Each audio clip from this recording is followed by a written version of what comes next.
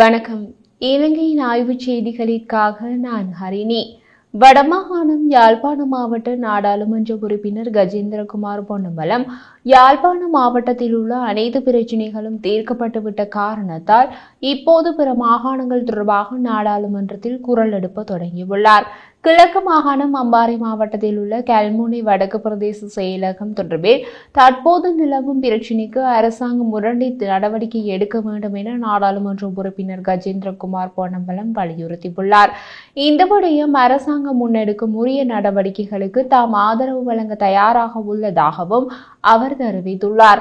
நாடாளுமன்றத்தின் இன்றைய அமர்வின் போதே அவர் மேற்கண்டவாறு குறிப்பிட்டுள்ளார். அத்துடன் அரசியல் தலையீடுகளின்றி கல்முனை வடக்கு பிரதேச செயலக பிரச்சினைகளுக்கு தீர்வு காணப்பட வேண்டும் என கேட்டுக்கொண்டுள்ளார். மேலும் கல்முனை வடக்கு பிரதேச செயலகம் முழுமையாக செயற்பட முடியாத நிலையில் உள்ளதாகவும் கஜேந்திரகுமார் பொன்னம்பலம் சுட்டிக்காட்டியுள்ளார். ஒருவேளை அடுத்த தேர்தலில் யாழ்ப்பாண மாவட்டத்தில் போட்டி அதிகமாகிவிட்டதால் கஜேந்திரகுமார் பொன்னம்பலம் அம்பாறை மாவட்டத்தில் போட்டியிடப் போகிறாரோ என்னவோ. அதுவும் சரிதான். தமிழ் தேசியம் வடக்கு கிழக்கு இணைத்ததுதானே. மற்ற தமிழ் தேசிய கோஷ்டியான தமிழரசு கட்சி இன்றைய தமாஷ் என்ன? தமிழரசு கட்சியின் நாடாளுமன்ற உறுப்பினர் சிவஞானம் ஸ்ரீதனுக்கு இனிவரும் காலங்களில் பாதுகாப்பு அவசியம் என எமது தலைமுறை கட்சியின் ஸ்தாபகர் சிதம்பரம் கருணாநிதி வலியுறுத்தியுள்ளார். தமிழரசு கட்சியின் பதில் பொது செயலாளரான எம்.ஏ. சுமந்திரன் அண்மையில் ஊடகம் ஒன்றில் கருத்து தெரிவிக்கும் போது தேசிய பட்டியல் மூலம் தான் நாடாளுமன்றத்திற்கு வர விரும்பவில்லை என்று யாராவது ஒரு உறுப்பினர் பதவி விலகினால் அல்லது மரணித்தால் குறித்த பதவிக்கு இரண்டாவதாக இருப்பவர் வரலாம் என கூறியுள்ளார். குறிப்பாக ஸ்ரீதரன் எம்பி விலகிவிட்டால் நான் வரலாம் என்று கூறினார். இந்த நிலையில் சுமந்திரனின் கருத்தானது சந்தேகத்தை எழுப்பியுள்ளது.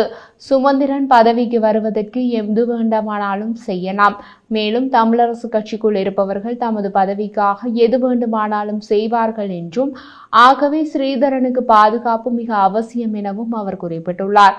ஆக இந்த சிதம்பர ரகசியம் கருணாநிதி என்ற நபருக்கு தமிழரசு கட்சி மற்றும் சுமந்திரன் பற்றி நன்றாகவே தெரிந்திருக்கிறது. ஒருவேளை சிதம்பரம் கருணாநிதி எமது தலைமுறை கட்சி என்ற ஒன்றை தொடங்குவதற்கு முன் தமிழரசு கட்சியில் சுமந்திரன் ஆதரவாளராக இருந்திருப்பாரோ? அவரது கட்சிக்கு என தலைமுறைகள் கட்சி என்று பெயர் வைக்காமல் எமது தலைமுறை கட்சி என்று பெயர் வைத்ததிலிருந்து அந்த கட்சியில் ஒன்றுக்கு மேற்பட்டவர்கள் இருக்கிறார்கள் என்று எடுத்துக்கொள்ளலாம். நாடாளுமன்ற உறுப்பினர் அர்ஜுனா மற்றும் சாணக்கியன் ஆகியோர் தங்களது உரிமைக்காக இன்று நாடாளுமன்றத்தில் குரல் கொடுத்துள்ளனர். நாடாளுமன்றத்தில் சாணக்கியன் எம்பி தனது கருத்தை தெரிவிக்க முயன்ற போது இடைநிறுத்திய சபாநாயகர், நீங்கள் கூறும் விடயத்திற்கு ஒரு நிமிடம் தர முடியாது என கூறினார். அப்போது சாணக்கியன், பொறுங்கள், எந்த அமைப்பின் கீழ் நான் இந்த விடயத்தை கதைக்கிறேன் என கூறுகிறேன் என சபாநாயகரிடம் கூறினார். அதற்கு சபாநாயகர், இது தேசிய பிரச்சினை இல்லை என கூறினார். அப்போது சாணக்கியன், மைக்கை தாருங்கள், நான் சொல்கிறேன் என்றார். 92 இரண்டாவது பிரிவின் கீழ் நான் கதைக்க முடியும், போய் பாருங்கள் என்றார் சாணக்கியன். அப்போது சபாநாயகர், இந்த பிரிவின் கீழ் இந்த விடயம் வராது, நீங்கள் கதைக்க முடியாது என்றார். அத்துடன் சாணக்கியனை நோக்கி சபாநாயகர் கூறிய போது, இந்த சபையை நீங்கள் குழப்புவீர்களாக இருந்தால் தூக்கி வெளியே போட வேண்டியிருக்கும் என கூறினார். அப்போது அர்ஜுனா எம்பி எழுந்து, 92 இரண்டாவது பிரிவை பாருங்கள், அதில் தெளிவாக ஒரு நாடாளுமன்ற உறுப்பினர் முக்கியமான பிரச்சினையை கதைக்க முடியும் என்று உள்ளது. அத்தோடு வாள்களை கொண்டு வந்து எங்களது பிரதேசங்களில் வெட்டுகிறார்கள்.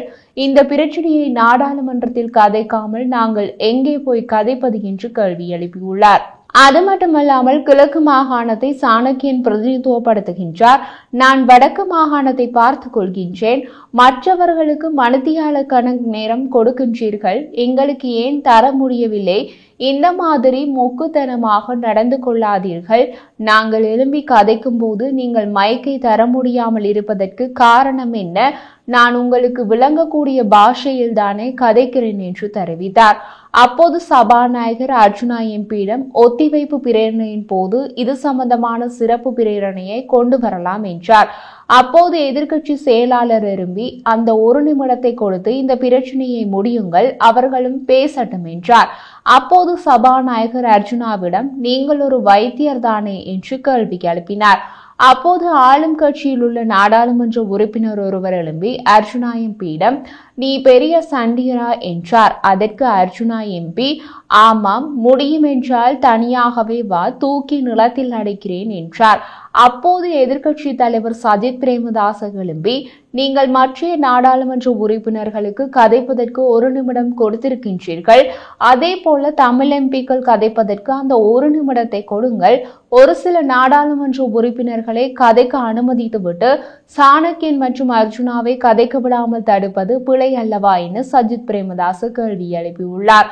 அதற்கு சபாநாயகர் சாணக்கியன் அவர்களுக்கு நான் கூறியிருந்தேன், சபையை ஒத்திவைக்கின்ற விவாத நேரங்களில் எழும்பி கதைக்கலாம் என்று கூறினார்.